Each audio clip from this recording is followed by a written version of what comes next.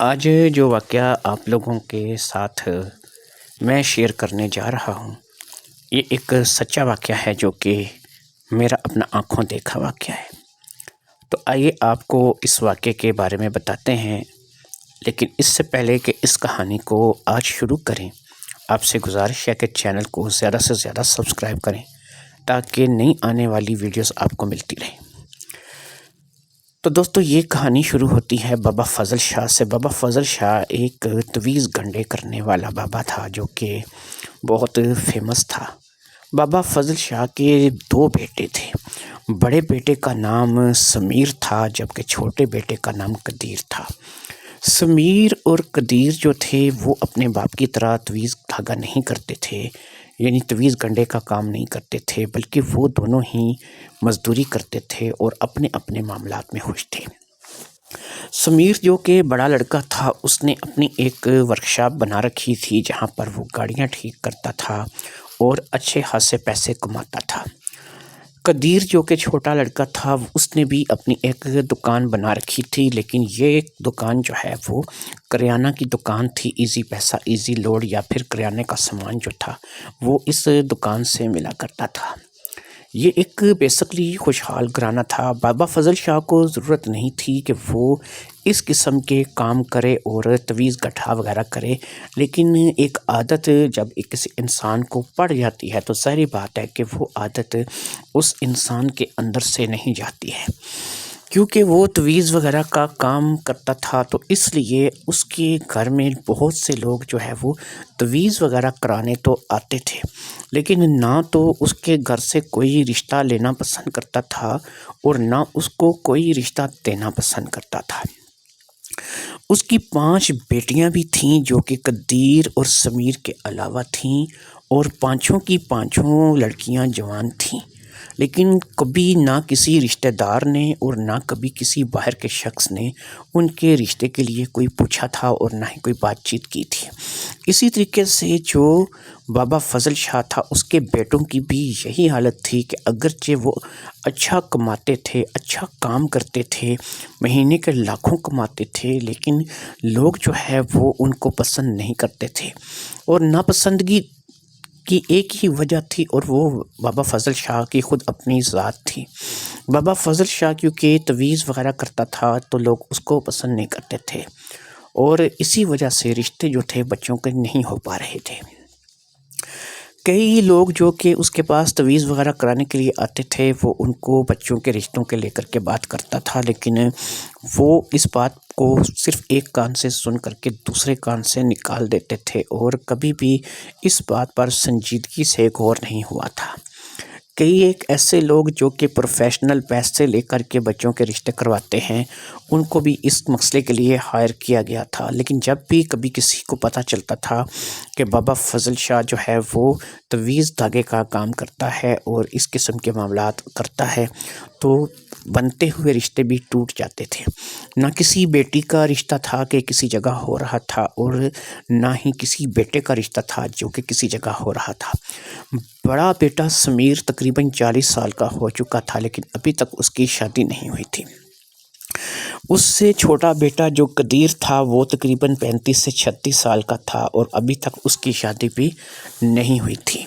قدیر اور سمیر کے بعد بہنوں کے نمبر آتے تھے،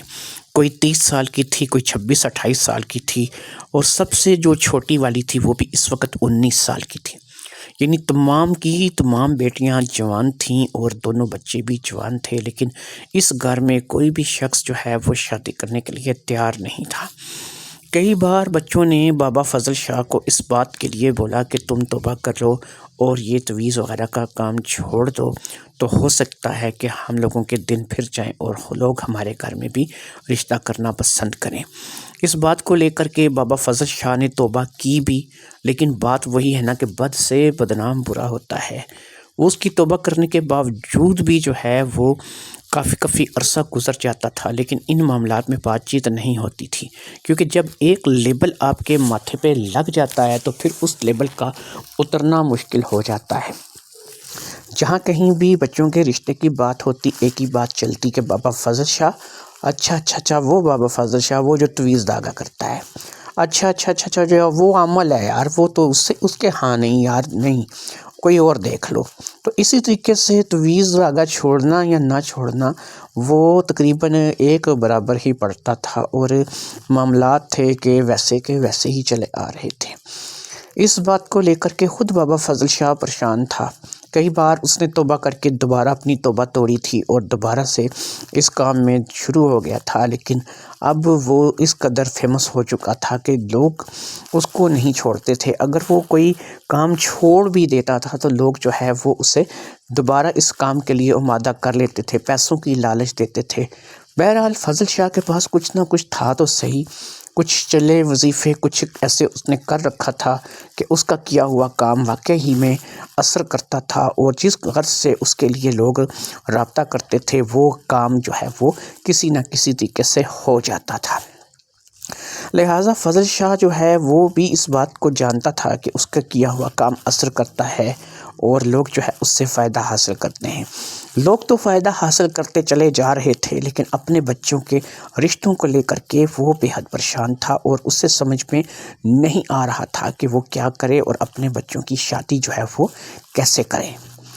ایک بات اس کے ذہن میں تھی کہ کسی نہ کسی طریقے سے اسے اپنے بچوں کی شادی کروانی ہے، کیونکہ اس وقت وہ عمر کے جس حصے میں جا رہا تھا اس کی عمر خود کی 65 سال ہو چکی تھی۔ 65 سال کی عمر میں اسے اس بات کا احساس ہو چلا تھا کہ اب زندگی زیادہ سے زیادہ اور کتنے دن یا کتنے سال وفا کرے گی، ایک نہ ایک وقت ایسا ضرور آئے گا کہ وہ اپنی زندگی کی بازی ہار بیٹھے گا۔ ویسے بھی وہ اس عمر میں آ کر کے شوگر کا مریض تھا، اور شوگر کے اس مرض نے اسے کافی حد تک کھوکھلا کر دیا تھا، لیکن ایسی حالت میں بھی وہ اپنے بچوں کے رشتوں کو لے کر کے پریشان تھا۔ خاندان، رشتہ دار، برادری تو کب کا ساتھ چھوڑ چکے تھے، اور ان کے ساتھ تو بنتی نہیں تھی، کیونکہ جب ان کے پاس کچھ بھی نہیں تھا تو اس وقت وہ لوگ اچھے خاصے امیر تھے، اور ان لوگوں نے اپنے بچوں کی شادیاں جو ہیں وہ غیروں میں کرنا پسند کیں، اپنی بیٹیاں بھی باہر دیں اور اپنے بچوں کی شادیاں بھی انہوں نے باہر کیں۔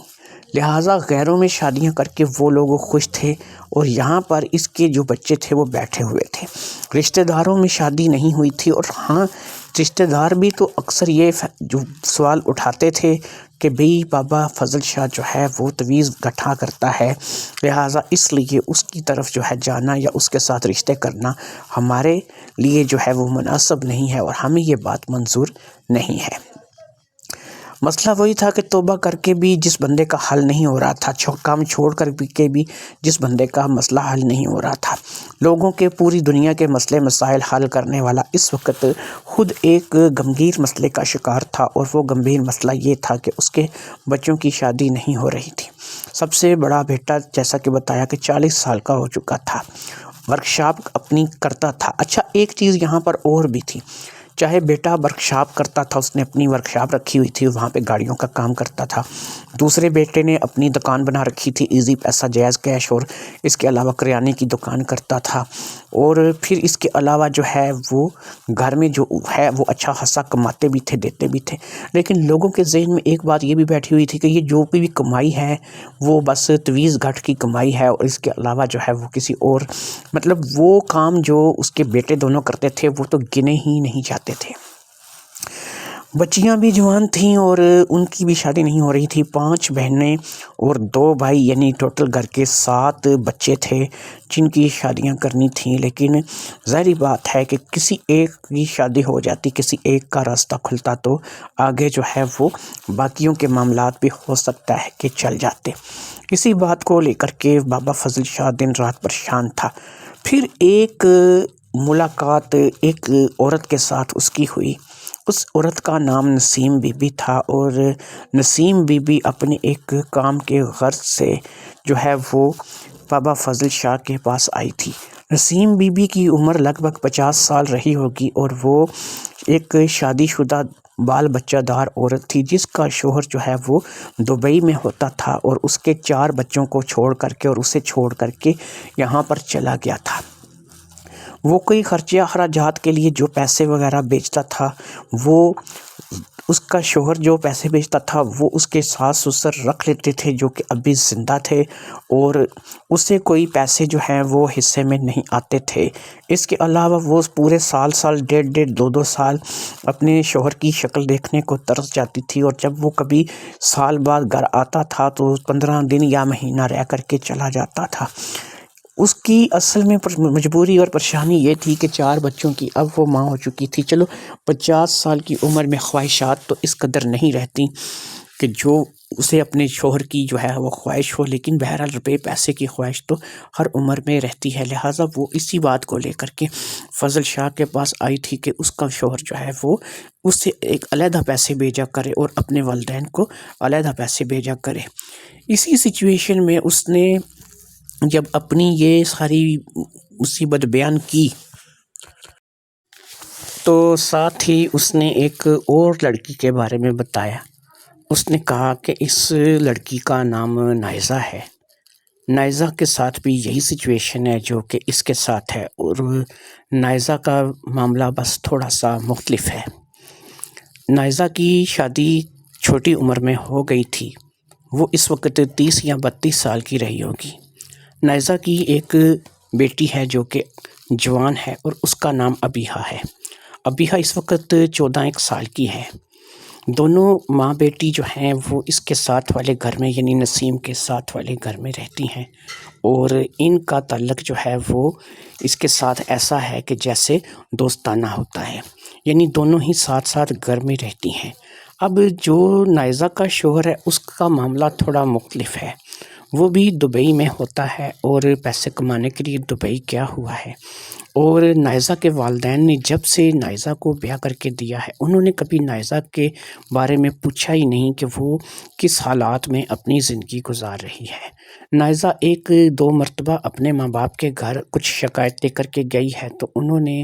اس بات کو لے کر اسے جھڑک دیا ہے اور واپس بھیج دیا ہے کہ بھئی جہاں پر شادی کر دی ہے اب اسی کے ساتھ اپنا سسٹم جو ہے وہ چلاؤ اور اسی کے ساتھ اپنے معاملات پورے کرو۔ نائزہ کا کہنا ہے کہ اس کا شوہر اس سے پیسے بیچتا ہی نہیں، اس کے پاس کوئی پیسے نہیں آ جاتے، مہینوں گزر جاتے ہیں، کوئی رقم جو ہے وہ نہیں بیچتا۔ کبھی کبھی فون پر بات ہوتی ہے تو وہ آگے سے کچھ جھگڑا کر کے فون بند کر دیتا ہے، اور نائزہ کو اب وہ بالکل کوئی خرچے کے لیے پیسے نہیں بیچتا۔ شروع میں جب وہ دبئی گیا تھا تو وہ نائزہ کو خرچے کے لیے باقاعدہ سے پیسے بھیجا کرتا تھا، اور نائزہ کے پاس پیسے آیا کرتے تھے، لیکن اب جیسے جیسے وقت گزرتا چلا جا رہا ہے نائزہ کو اب کوئی کسی قسم کا خرچہ نہیں بیچتا۔ وہ خود لوگوں کے گھروں میں کام کر کے اپنا اور اپنی بچی کا پیٹ پال رہی ہے۔ کئی بار وہ فون پر اپنے شوہر سے اس بات کو لے کر کے جھگڑا کرتی ہے کہ چلو اب میرے لیے نہ صحیح اپنی بیٹی کے لیے بھیجو کہ اسے میں اسکول بھیج رہی ہوں، اس کی پرورش کر رہی ہوں، اس کے کپڑا جوتی کھانا پینا سب کچھ جو ہے وہ پورا کر رہی ہوں، میں ایک اکیلی عورت اس کا جو ہے وہ نظام کیسے پورا کروں۔ لیکن وہ آگے سے یہی کہتا ہے کہ میرے اپنے خود کے حالات ٹھیک نہیں ہیں، میں جو ہے وہ پتہ نہیں اپنی زندگی یہاں پہ کیسے گزار رہا ہوں، تم لوگوں کو تو جب بھی فون کرو اور کوئی بات ہی نہیں ہوتی، بس تم لوگ جو ہے وہ پیسوں کا تقاضا کرتے ہو۔ اسی قسم کے معاملات کو لے کر کے جو ہے وہ مسلسل سوچ رہی تھی، اور اسی وجہ سے وہ بھی آپ کے پاس آنا چاہتی تھی۔ اس کا کہنا تھا کہ وہ آپ سے رابطہ کرنا چاہتی ہے، لیکن مسئلہ یہ ہے کہ وہ یہاں پر آ نہیں سکتی، کیونکہ اگر وہ اپنے گھر سے نکلے گی اور آپ کے پاس آئے گی تو ایک تو یہ ہے کہ اس کا گھر دور بہت ہے، کیونکہ میں بھی آپ کا سن کر آئی ہوں اور بڑے دور سے آئی ہوں، کم سے کم 2 گھنٹے آنے میں لگتے ہیں، لہٰذا اس کے لیے اس کا کام کا خرچ ہوگا، جن لوگوں کے گھروں میں وہ کام کرتی ہے وہ اسے چھٹی نہیں دیں گے اور وہ جو ہے وہ نہیں آ سکے گی۔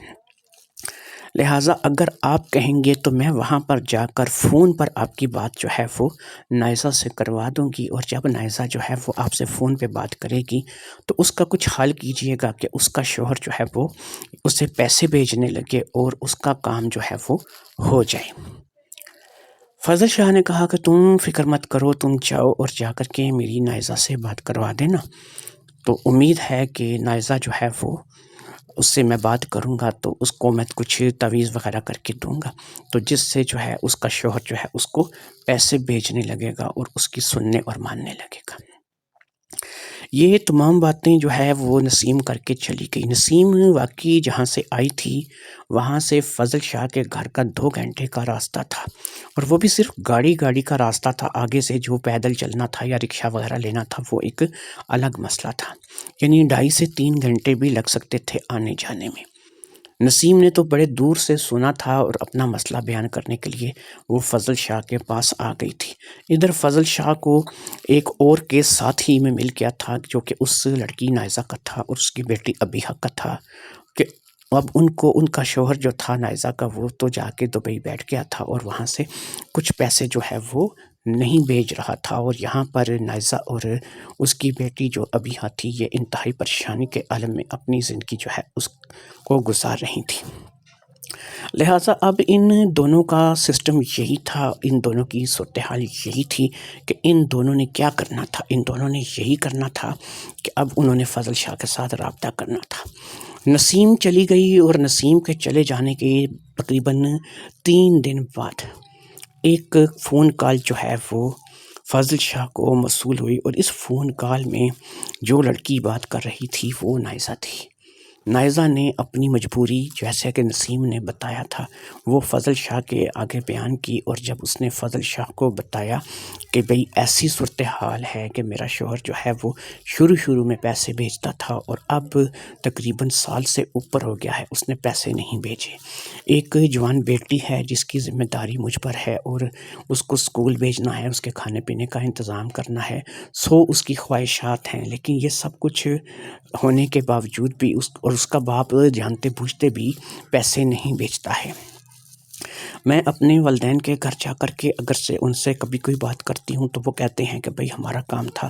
تمہاری شادی کروانا، تمہیں بیاہ کر کے دینا، ہم نے تمہاری شادی کروا دی ہے، اب تم جانو اور تمہارا شوہر جانے، وہ تمہیں خوش رکھے یا ناراض رکھے، تم نے جو ہے وہ اسی کے ساتھ اب اپنی زندگی کو بسر کرنا ہے۔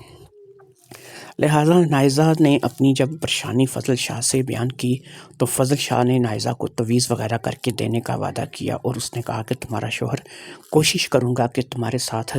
رابطہ کرے، اور اس کے بارے میں حساب کتاب کر کے چیک کروں گا کہ آخر ایسا کیا ہے کہ 1 سال سے تمہارا شوہر تمہیں پیسے کیوں نہیں بھیج رہا ہے اور اس کے پیچھے وجہ کیا ہے۔ لہٰذا جب نائزہ کی بات ہو گئی تو فون وغیرہ ختم ہو گئے، اور پھر فضل شاہ نے اس بات کے لیے کچھ پڑھائی، کچھ استخارہ وغیرہ کرنا شروع کر دیا، کچھ اپنے حساب کتاب کے اس کے اپنے طریقے تھے جس سے اس نے حساب کتاب لگا کر کے چیک کرنا شروع کیا۔ آخر کار ایک بات جو سمجھ میں آئی اور وہ بات تھی کہ کوئی دوسری عورت ہے جو کہ اس کام میں دخل دے رہی ہے، اور کسی دوسری عورت میں اس کا شوہر جو ہے وہ دلچسپی لے رہا ہے۔ جب دوسری عورت کے اشارے فضل شاہ کو ملنے شروع ہوئے اور سب وہ بات کلیئر ہو گئی کہ کوئی دوسری عورت ہے کہ جس کو وہ پیسے کھلا رہا ہے اور اس پر مہربان ہوا ہے، اسی وجہ سے وہ نائزہ کو پیسے نہیں بھیجتا اور نہ ہی نائزہ کی بیٹی کو پوچھ رہا ہے۔ لہٰذا اس بات کو لے کر کے فضل شاہ نے ایک بات اپنے ذہن میں ترتیب دے دی کہ وہ نائزہ کو اس بارے میں آگاہی دے گا۔ فضل شاہ نے جو استخارہ کیا تھا، جو حساب کتاب کیا تھا، اس میں ایک بات کلیئر اس کے سامنے آ گئی تھی کہ فیصل کو جو کہ نائزہ کا شوہر تھا، اس دوسری عورت نے باقاعدہ سے تعویذ جو ہیں گول کر کے پلائے ہیں اور اسے مکمل طور پر اپنے ہاتھوں پہ ڈال رکھا ہے۔ لہٰذا فیصل کو اتنی آسانی کے ساتھ واپس موڑا نہیں جا سکتا۔ ہو سکتا ہے کہ اگر وہ فیصل کو واپس موڑنے کی کوشش کرے تو اس میں بہت عرصہ لگ جائے، کیونکہ جو بھی عورت تھی وہ وہیں دبئی میں تھی جو کہ فیصل کے پاس تھی، اور وہ جب بھی چاہتی اسے تعویذ وغیرہ گول کر کے پلا سکتی تھی، جبکہ نائزہ کو جو کچھ بھی کرنا تھا یہاں پاکستان میں رہ کے کرنا تھا۔ اتنی دور پڑھائی اثر کرتی یا نہ کرتی اور اتنی دور تعویذ اثر کرتے یا نہ کرتے، لیکن وہاں پر موجود تعویذ وغیرہ ظاہری بات ہے کہ جلدی اثر کرتے اور ان کے معاملات جو ہیں وہ اس طریقے سے چلتے رہتے۔ ان تمام باتوں کو لے کر کے، ان تمام باتوں کو دیکھ کر کے ایک بات جو ہے وہ سامنے صاف طور پر واضح ہو گئی تھی، اور وہ واضح بات یہ تھی کہ جو بھی کرنا ہے اب یہاں سے جتنا بھی ہم لوگوں نے اثر کرنا ہے یا فضل شاہ نے جو بھی تعویذ وغیرہ کر کے دینا ہے، اس کے لیے ضروری ہے کہ وہ لڑکا اگر یہاں پہ پاس ہوتا تو اثر ہوتا، لیکن اتنی دور اثر کرنا شاید والی بات ہے کہ اس بات کو لے کر کے مشکل ہو جائے۔ جب تمام صورتحال یہ آئی تو اس کے بعد فضل شاہ نے ایک بات کا فیصلہ کر لیا کہ وہ نائزہ سے اس بارے میں ساری بات کھل کر کے کرے گا اور اسے بتائے گا کہ اصل میں پرابلم کیا ہے۔ دوسرے تیسرے دن نائزہ کا فون آیا تو بابا فضل شاہ نے اس کے ساتھ ساری بات سن کر کے اس نے بھی اس بات کی تصدیق کی کہ ہاں ایک عورت ہے جو کہ وہاں پہ دبئی میں ہے، وہ بھی پاکستان سے ہی گئی ہوئی ہے، اور وہ جب فیصل یہاں پہ پاکستان میں تھا اور ابھی دبئی نہیں گیا ہوا تھا، اس وقت سے فیصل کے پیچھے ہاتھ دھو کے پڑی ہوئی ہے۔ لیکن اب اسے نائزہ کو یہ پتہ نہیں تھا کہ وہ اس پر باقاعدہ سے تویز بھی کرا رہی ہے اور اسی کی وجہ سے یہ سارے معاملات جو ہیں وہ ہو رہے ہیں۔ لہٰذا اس بات کو جب نائزہ کو بتایا گیا تو نائزہ نے نہ صرف کہ اس بات کی تصدیق کی بلکہ وہ تو اس بات کو لے کر کے رونے لگی کہ بھئی مجھے بتائیں کہ میں اب اس مسئلے کا کیا حل کروں، مجھے تو اس مسئلے کا کوئی حل جو ہے وہ دکھائی نہیں دے رہا ہے، اور مجھے بتائیں کہ پھر میں کیا کر سکتی ہوں۔ فضل شاہ نے بتایا کہ ہم یہاں سے تویز وغیرہ کر سکتے ہیں، تمہارے شوہر کو رائے راست پہ لانے کے لیے کوشش کر سکتے ہیں، لیکن یاد رکھو کہ یہ کام بہت مشکل ہے، اس میں سالوں لگ سکتے ہیں، ہو سکتا ہے کہ 6 7 8 مہینے میں جا کر کے کہیں کام اثر کرے، اور یہ اتنی جلدی میں جو ہے یہ ہونے والا کام نہیں ہے۔ لہٰذا اس تمام بات کو لے کر کے اب باقاعدہ سے جو ہے وہ نائزہ بھی پریشان ہو گئی۔ اس نے کہا کہ بہرحال مجھے جو ہے نا اس بات کا کوئی ایسا حل بتائیں، میں تو یقین کریں کہ لوگوں کے گھروں میں کام کر کے بھی اپنی بچی کو نہیں پال پا رہی ہوں، میں تو بہت زیادہ جو ہے قسم پرسی کی حالت میں اپنی زندگی جی رہی ہوں، اوپر سے میرے ماں باپ ہیں تو میں ان کے پاس شکایت لے کے جاتی ہوں تو وہ میری بات کو سننے کے لیے تیار نہیں ہیں، اور یہاں پر جو فیصل کے ماں باپ ہیں ان کے پاس بھی میں ایک دفعہ گئی ہوں، لیکن انہوں نے بھی مجھ سے ایسے جیسے کہ کبھی اپنی بہو تسلیم کیا ہی نہیں، مانا ہی نہیں، دونوں ہی گھروں نے مجھے بالکل تنخواہ چھوڑ رکھا ہے، اور اس سچویشن میں جو ہے مجھے بتائیں میں کیا کر سکتی ہوں۔ بابا فضل شاہ نے اس سے سوچنے کے لیے ٹائم لیا اور کہا کہ تم 2 3 دن بعد رابطہ کرو، میں تمہارے بارے میں کچھ سوچتا ہوں، دیکھتا ہوں کہ تمہیں کس طرح جو ہے لگایا جا سکتا ہے اور تمہارے لیے کیا کام ہے جو بہتر ہو سکتا ہے۔ لہٰذا بابا فضل شاہ کے کہے کے مطابق اب نائزہ نے 3 سے 4 دن کے بعد رابطہ کرنا تھا، اور 3 سے 4 دن کے بعد جب نائزہ رابطہ کرتی تو اس وقت ہی بابا فضل شاہ جو ہے وہ اس کو اس کام کا کوئی حل بتا سکتا تھا۔ ایک بات تو بابا فضل شاہ کو بھی نظر آ رہی تھی کہ اس کا شوہر رائے راست پر اب نہیں آئے گا، یہ بہت مشکل ہوگا کہ اس کے شوہر کو رائے راست پر لایا جائے۔ لہٰذا ان تمام باتوں کو لے کر کے بابا فضل شاہ جو ہے وہ ذہن میں خود الجھ گیا تھا، اور اسے سمجھ میں نہیں آ رہا تھا کہ وہ نائزہ کے لیے کیا کرے، یا پھر وہ نائزہ کو کس طریقے سے اپنے کام میں لائے، یا پھر نائزہ کے کیسے وہ کام آ سکتا ہے، یا پھر نائزہ کے لیے اسے کیا سوچنا چاہیے۔ نسیم بی بی کے لیے اس نے کام کر دیا تھا جو کہ اس سے پہلے آئی تھی، لیکن نسیم بی بی کو بھی اس نے یہ بتایا تھا کیونکہ وہ تمہارا شوہر ملک سے باہر ہے، اس لیے اس کام کو ہونے میں تھوڑا ٹائم لگے گا، لیکن مسئلہ یہ ہے کہ وہ اپنے والدین کو پیسے بھیجتا ہے، تمہیں نہیں بھیجتا ہے، لیکن یہ ہے کہ چلو یہ تمہارا کام جو ہے وہ نائزہ کی نسبت آسان ہے کہ وہ تمہیں پیسے بھیجنے لگے گا، یا پھر اس کے والدین جو یہاں پر موجود ہیں ان کے دل میں تمہارے لیے نرم گوشہ پیدا کریں گے کہ وہ تمہیں اس میں سے جو پیسے وہ ان کو بھیجے اس میں سے وہ تمہیں بھی کچھ دینے لگے۔ اس لیے نسیم کا کام تو مشکل نہیں تھا، لیکن نائزہ کا کام مشکل تھا، کیونکہ نائزہ کے شوہر کے پیچھے تو باقاعدہ ایک عورت تھی جو کہ ہاتھ دھو کے پڑی ہوئی تھی، اور اس لیے اب مشکل تھا، اور یہ بہت ہی زیادہ مشکل نظر آ رہا تھا۔ فضل شاہ کو بھی یہ کام ہوتا ہوا دکھائی نہیں دیتا تھا، کیونکہ جو عورت سامنے پاس اس کے بیٹھی ہے وہاں پر دبئی میں اس کے ساتھ موجود ہے، وہ کسی بھی وقت فضل شاہ کا کیا ہوا کام جو ہے اس کو توڑ کروا سکتی ہے، اور پھر اس کے بعد اپنے تویز دھاگے وغیرہ کے ذریعے سے وہ اس کو قابو کر سکتی ہے۔ لہٰذا ان تمام باتوں کو لے کر کے جو ہے وہ فضل شاہ پریشان تھا۔ سوچتے سوچتے فضل شاہ کے ذہن میں ایک انوکھی ترکیب آئی، ایک ایسی بات کہ جو بڑی ہی عجیب تھی، لیکن یہ بات اس کے لیے فائدہ مند ہو سکتی تھی، اور اس بات کو سوچ کر کے فضل شاہ نے اس بات کا طے کر لیا کہ ہاں اگر میں ایسا کروں تو اس میں میرا بڑا نفع ہو سکتا ہے، اس میں میرا فائدہ ہو سکتا ہے، کیونکہ ایک بات ہی ایسی تھی کہ جو اس کے دماغ میں آ گئی تھی۔ اس نے اپنے بچے یعنی بڑے بیٹے سمیر کے بارے میں سوچا، پھر اس نے اپنے چھوٹے بیٹے قدیر کے بارے میں سوچا۔ اس نے کہا یار میں اگر سمیر یا قدیر میں سے کسی ایک کے ساتھ نائزہ کا اٹیچ کر دوں اور نائزہ جو ہے وہ قدیر یا سمیر میں سے کسی کے ساتھ اٹیچ ہو جائے، تو یہاں پر باقاعدہ سے کام کاج کرنے والا ایک لڑکا اس سے پاکستان میں بیٹھے ہوئے مل جائے گا، جس کی اچھی آمدنی ہوگی، جس کی اچھی تنخواہ ہوگی، اور وہ اس کے ساتھ اپنا وقت جو ہے وہ اچھے طریقے سے گزار سکے گی۔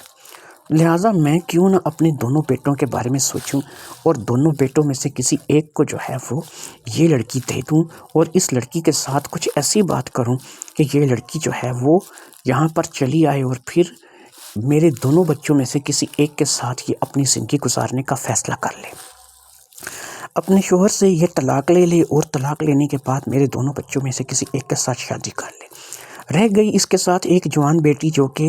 13-14 سال کی ایک نوجوان لڑکی تھی، تو اس کے ساتھ بھی یہی ہے کہ کل کو وہ ہمارے گھر میں آ جائے گی، دیکھیں گے جب اس کی عمر بھی شادی کی ہوگی تو پھر اس کی بھی کسی نہ کسی جگہ شادی جو ہے وہ کروا دیں گے۔ لیکن اس میں یہ ہے کہ نائزہ کے بہانے، نائزہ کی اب عمر ہی کیا ہے، 30-32 سال کی وہ لڑکی ہے، تو نائزہ کے بہانے یہ ہوگا کہ میرے بیٹے قدیر کو یا سمیر کو جو ہے وہ ایک گھر بیٹھے بٹھائے ایک عورت مل جائے گی جو کہ اچھی گھر بار چلانے والی اور سمجھدار عورت ہے۔ اسے دنیا کی ٹھوکروں نے اتنا تو بتا ہی دیا ہے کہ گھر بار کو کیسے چلایا جاتا ہے۔ ایک جوان بیٹی ساتھ ہے تو کیا ہوا، بہت سی ایسی عورتیں ہوتی ہیں کہ جن کے ساتھ 2-2 3-3 بچے ہوتے ہیں، ان کو طلاق ہو چکی ہوتی ہے یا وہ بیوہ ہو جاتی ہیں، تو وہ شادی جو ہے کرتی ہیں، دوسری شادی کرتی ہیں۔ لیکن یہاں پر مسئلہ یہ تھا کہ دوسری شادی ایک دم سے ہو نہیں سکتی تھی، کیونکہ جب تک پہلا شوہر طلاق نہیں دیتا اور پھر اس کے بعد عدت کی مدت پوری نہیں ہو جاتی، اس وقت تک شادی جو ہے وہ نہیں کی جا سکتی تھی۔ لہٰذا ان تمام باتوں کو سوچ کر بھی فضل شاہ نے یہی فیصلہ کیا تھا کہ میں نائزہ سے اس بارے میں بات کروں گا۔ اب ایسے ہی بیٹھے بٹھائے تو طلاق جو ہے وہ جو ہے فیصل بھی نہیں دے گا، اسے بھی پتہ ہے کہ وہ اگر طلاق دے گا تو یہ بات جو ہے وہ درست نہیں ہوگی۔ لیکن اب سسٹم یہ ہے کہ فیصل کو بھی اس بات پر کسی طریقے سے آمادہ کیا جائے گا کہ وہ اپنی بیوی کو یعنی نائزہ کو طلاق دے دے اور نائزہ اپنی بچی کے ساتھ جو ہے وہ وہاں سے چلی آئے۔ بات اب بالکل سیدھی سی تھی اور یہ بات جو ہے وہ اس قدر جو ہے وہ صاف ہو چکی تھی کہ اب یہاں پر ضروری تھا کہ وہ یہ بات کرتے اور اس طریقے سے جو ہے وہ اس بات پر عمل کرتا۔ لہٰذا فضل شاہ نے جو ذہن میں سوچا تھا اس نے اسی بات پر عمل کرنے کا فیصلہ کر لیا۔ اس نے سوچ لیا کہ وہ سمیر یا قدیر میں سے کسی ایک کے ساتھ جو ہے وہ نائزہ کو اٹیچ کرے گا اور دونوں بچوں میں سے جو بھی نائزہ کو اپنانے کے لیے تیار ہوگا وہ اس کی شادی نائزہ سے کروا دے گا۔ رہ گئی ابیہا، تو ابیہا کے بارے میں بھی جو ہے وہ وقت آنے پر سوچ لیا جائے گا کہ اس کے بارے میں کیا کرنا ہے۔ ویسے تو دونوں ماں بیٹی کی شادی بھی دونوں بچوں سے ہو سکتی تھی، کیونکہ ظاہری بات ہے کہ باپ الگ تھا، لیکن بہرحال وہ ابیہا جو ہے وہ اتنی زیادہ عمر کی نہیں تھی، وہ بھی 13-14 سال کی لڑکی تھی، اگرچہ جوان تھی لیکن اتنی نہیں تھی کہ اس کی شادی بھی کروا دی جاتی۔ لہٰذا یہ دونوں باتیں سوچ کر کے فضل شاہ نے ذہن میں اس پلان کو ترتیب دیا اور اس نے سوچ لیا کہ اب اسے اگلا قدم کیا اٹھانا ہے اور اسے کیا کرنا ہے۔ لہٰذا اب اس نے اس بات کو لے کر کے اپنے ذہن میں فیصلہ کر لیا اور اس فیصلے کے بعد اس نے اپنا مکمل ذہن اس بات پر بنا لیا کہ وہ اب جو بھی کرے گا اسی پہ عمل کرے گا۔ 3-4 دن کے وقفے کے بعد جب نائزہ نے دوبارہ رابطہ کیا تو اب فضل شاہ نے اپنا جال پھینکنا شروع کیا۔ اس نے بتایا کہ بھئی میں نے اپنی طور پہ پوری کوشش کر کے دیکھ لی ہے اور تمہارا یہ سسٹم اب مجھے چلتا ہوا دکھائی نہیں دیتا، رشتہ اب یہ نبھتا ہوا نظر نہیں آتا، تمہارا شوہر مکمل طور پر اس دوسری عورت کے بس میں ہے۔ ادھر تم کہہ رہی ہو کہ نہ تو فیصل کے گھر والے جو ہیں وہ سنتے ہیں اور نہ ہی وہ تمہیں اپنی بہو مانتے ہیں، اور تم اپنے گھر میں بھی جاتی ہو تو وہ لوگ تمہیں یہی کہتے ہیں کہ بھئی تمہاری شادی کروا دی ہے، ایک دفعہ کروا دی ہے تو جاؤ جا کے موج کرو، اب ہم تمہارا کچھ بھی نہیں کر سکتے۔